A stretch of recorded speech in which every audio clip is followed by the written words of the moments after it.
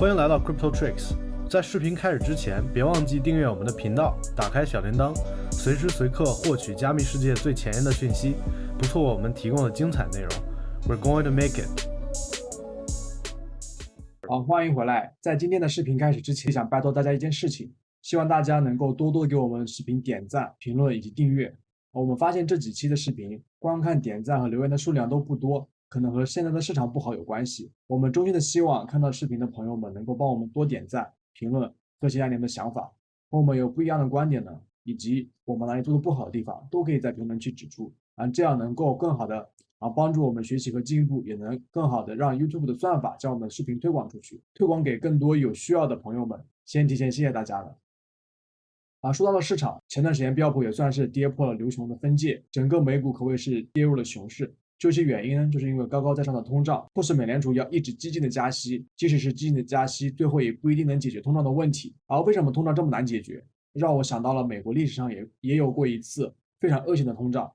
于是我们回顾了一下历史，并整理了一下我们的研究，在这里分享给大家。首先呢，我们先来看一下这样一个定义，就是什么是滞胀。这个词不同于通胀，并是这次危机所独有的。滞胀的定义呢为经济停滞的同时物价上涨，而美国滞胀时期为上世纪70至80年代。滞胀定义为经济增长缓慢、失业率较高或经济停滞，同时伴随着物价上涨及通货膨胀。更为广义的通胀也可以定义为通胀处于偏高水平时期，通胀上升的同时国内生产总值，也就是我们说的 GDP 下降。现在我们进入一段视频讲解，来给大家回顾一下美国上世纪70至80年代的一个历史。对于滞胀而言，美国滞胀仅发生在上世纪70至80年代，整体持续时间从1970年初开始，直至1982年末，美国进入复苏期。这一轮滞胀时期具体的滞胀阶段分为3个，第一个阶段为1969年末至1970年末，第二个阶段为1973年至1975年。1975年的通胀率逐步回落，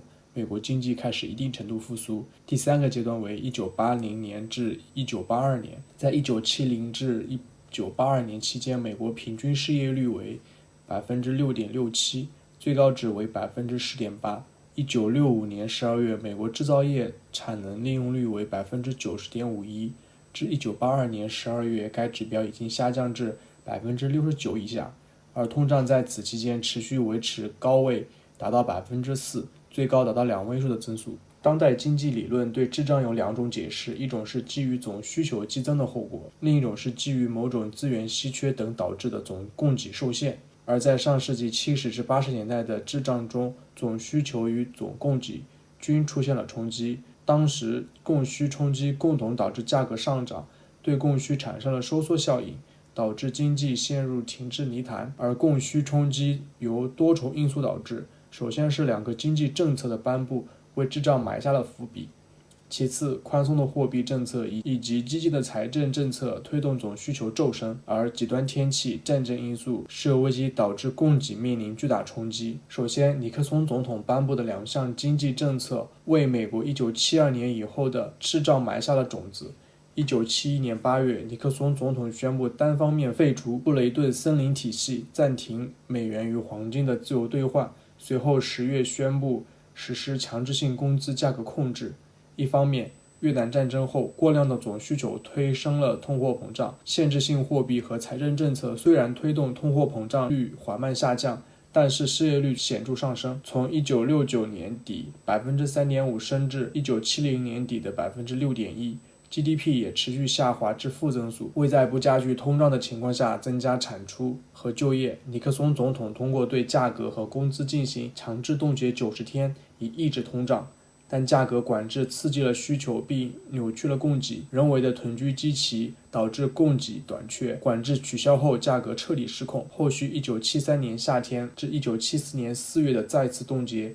也依旧没有抑制物价上涨。另一方面，由于越南和朝鲜战争导致美国赤字严重，黄金储备不足，叠加货币投机风潮导致布雷顿森林体系以美元自由兑换黄金为基础的固定汇率体系于1971年8月彻底瓦解。随后美元持续下跌，国际贸易的原材料价格上涨，推升了美国的通胀水平。Blinder 研究表明，1972年2月至1973年2月之间，美元贬值使通货膨胀率增加了2%以上。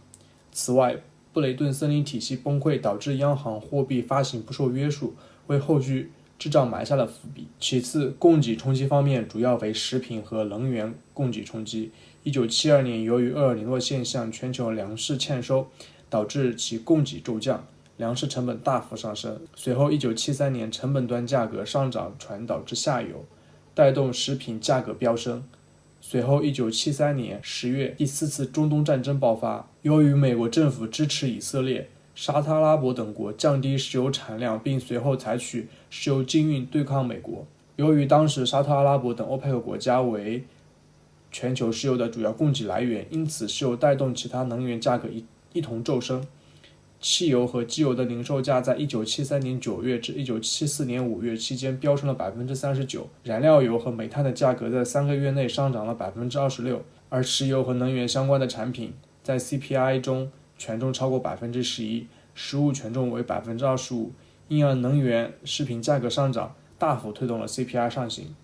又由于居民对食品和能源的需求缺乏弹性，而居民名义收入一般变动较小，在此情况下，需求低弹性的商品价格突然上涨，侵蚀了其他商品的花费金额，使得居民消费需求越来越弱，因而导致经济持续的萎靡不振。再次，宽松的货币政策与财政政策推动需求大幅上升，也推升了通胀水平，而随后快速转向紧缩的货币政策与财政政策又导致了经济停滞。1971年至1972年的宽松货币政策导致货币供应量骤升， M1 增长率同比超过 9%， M2 增长率超过 13%。 同时，由于政治商业周期及尼克松为了增加选举时的支持率，1971年之前将紧缩的财政政策转为宽松，财政支出大幅增加。布林德的测算结果表明，1971年至1972年财政对于实际 GNP 影响的最高水平甚至超过了越南战争时期。财政政策大幅刺激了需求，推升了通胀，但随后1973年至1974年货币供应量与财政支出大幅收缩，导致经济逐渐走入衰退。希望大家看完这个 Gary 做的这个讲解动画呢，对经济的滞胀现象也有一定的了解了。那以时间为轴，我们来看历史。经济的周期性受这种多重因素的影响是循序渐进的那我们正在经历的这次危机呢，由于这个疫情作为这个出发点，导致各行业的紧缩以及供应链的熔断，而今年的这个俄乌战争呢，也将世界形势是推到了极点，那让我们进入到了一个非常不稳定的时期。那为什么很多人会说这次高通胀会引起滞胀现象呢？那首先，这次危机在发生的原因上有很多与这个1970年代发生的滞胀是有一定相似性的，但同时呢也有很多不同。对于滞胀的两种解释与这个原因的定义呢，其中之一就是由于总需求激增的后果，另外一个是因为资源的稀缺造成了总供给量的受限。但是呢，这个周期是否会像当年带来如此深远的影响，我们就需要来看看它们的相同与不同之处。那不管未来会发生什么，我们只能去尽力的获取更多的信息来帮助我们判断和准备。那我这里用到的观点呢，是基于这个中信证券的一个研究团队所做的分析。那它呢比较这个客观与严谨，还有全面。那为了方便我们去理解呢，我们将围绕以这个供给与需求两个变量的关系来对比1970年与当今的经济状况，来分析一下相同与不同之处，并最后给出我们的观点。首先呢，当时这个导致1970年到1980年的滞胀现象呢，是因为需求侧以及供给侧同时出现了严重的问题，需求的激增以及供给的短缺，导致价格通胀飞涨。那假设以尼克松总统废除布林顿森林体系后为这个起点，美元与这个黄金脱钩，然后美元的贬值，货币投机的热潮，还有越南战争，最后再加上个人大选这个拉票，实行宽松的货币政策呢，导致了需求侧的激增，促使价格上涨，然后进入了通货膨胀这么一个阶段。那在供给侧呢，由于当时全球自然灾害导致了粮食产量的这么一个骤降，在中东战争爆发之后呢，中东国家禁止这个出口石油给美国，然后共同导致了食品与能源的成本与价格的激增。那由于这两个供给又是刚需，所以弹性是非常差的，导致供给侧扭曲，然后连锁反应，同时进一步的推动了这个通货膨胀的严重程度。所以呢，从这个需求增加，然后呢供给降低的层面来说，目前的情况与1970年代的状况实际上是非常相似。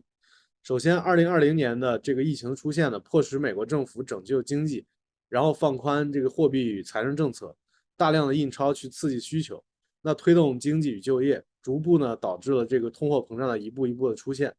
但同时，疫情本身呢又影响了全球的经济、制造业、还有供应链、还有物流等等，导致供给出现了严重的短缺，并且这个影响是非常深远的，在短期看来呢是不会得到完全的缓解的。之后呢，今年的这个俄乌冲突对俄罗斯的制裁以及战争本身的影响，导致了能源、金属还有粮食的供给出现短缺，类似于1970年代的粮食危机与能源危机的状况。也同样的进一步加深了这个通货膨胀的恶性增长。所以目前呢，我们看到美联储逐步加息，今年收紧财政与这个货币政策，提高利率去来控制这个通胀。但目前美国的经济也同样开始有这个增速放缓的现象，那会让我们不禁担心这个滞胀会发生。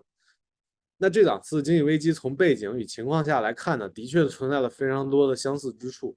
同时，美国政府对经济的控制与反应也同样的是相似，都是先去关注这个经济与就业，然后再去利用量化宽松政策刺激需求与经济之后，然后这种低利率，但并没有及时做调整。但是当这个通胀现象逐渐严重并快出现这种失控现象的时候，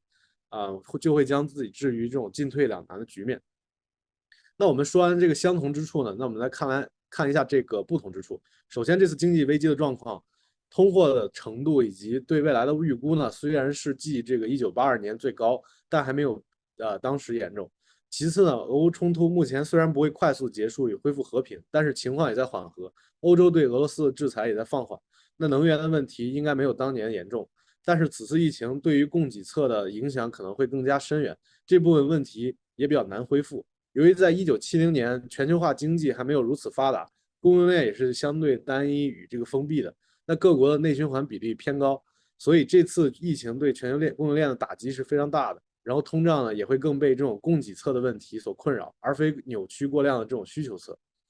但是呢，相比1970年代的经济状况，美国目前的国内经济动能还是很高的。那1970年代由于战争的影响以及低迷的这种科技发展与生产力的下降，导致美国的经济动能比较差，同时高通胀的价格导致了滞胀的现象出现。但目前美国的科技领域的创新发展与投资，都是受疫情的影响，反而还在持续增长，因此劳动力生产力应该还是比较乐观的情况。那经济增长虽然可能会放缓这个步伐，但是未必会出现1970年那么严重的后果，并且目前美联储的反应与这个政策也不会像当年沃克尔一般那么激进，不会一步导致经济一蹶不振。所以我认为这次经济出现滞胀的风险可能没有我们想象的高，但是这还要取决于美联储的政策与实施，以及全球疫情、战争、供应链的缓和情况。目前呢，这个美联储所做的是阶梯式的紧缩，然后来对抗通胀，而且在未来从历史经验来看呢，也应该是先去对抗通胀，然后再去关注经济与就业的情况。那阵痛的情况下，才可以让美国的经济软着陆。对于通胀的控制呢，我们会觉得更重要。但是现在的确是像走在钢丝上，就是平衡是最重要的。如果步子迈的太大或者太小，都可能会导致经济失衡，然后去失去控制。在今年甚至明年呢，我们可能还是会处在一个比较低迷的状态下。但是如果疫情缓和，供应链可以恢复的超出预期的话，以及美联储对政策实施比较合理，那我们相信经济应该是不会出现严重的暴雷与这个衰退情况。所以，那希望大家可以通过我们的分析获得一些 insights，然后现在能做的其实就是好好的研究与学习，时刻准备应对不同的情况。那毕竟这世界上唯一不变的东西就是变化，只有拥抱这个变化，持续的去观察，才可以保持我们自身的安全。那这就是本期视频的内容，欢迎大家在评论区分享自己的观点与看法，别忘记点赞、订阅以及分享给朋友或者你认为有需要看到的朋友。谢谢大家。